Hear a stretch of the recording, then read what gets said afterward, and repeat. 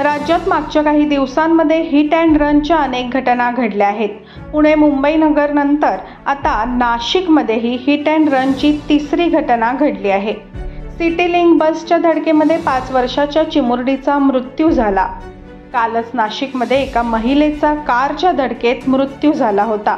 आता 5 वर्षांच्या या मुलीला जीव गमवावा लागला आहे. दरम्यान नाशिकच्या 5 वर्षांच्या या चिमुरडीला बस खाली चिरडणाऱ्या चालकाचा मेडिलक रिपोर्ट समोर आला आहे. आजोबांबरोबर शाळेतून घरी येणाऱ्या 5 वर्षांच्या बालिकेचा सिटी लिंकच्या बस खाली आल्यामुळे जागीच मृत्यू झाला.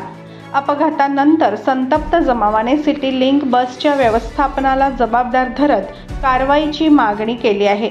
मुलीला धडक दिल्यानंतर बस चालक मात्र फरार झाला होता. बसचा ड्रायव्हर दारू प्यायला असल्याचा आरोप मुलीच्या कुटुंबानेही केला होता. अखेर फरार आरोपी काही तासातच पोलिसांच्या गजाआड पोलिसांनी केला आहे.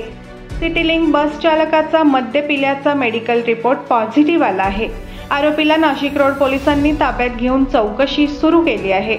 नाशिक रोडच्या सिटी लिंक बस डेपोत सकाळी 12 वाजता ही घटना घडली.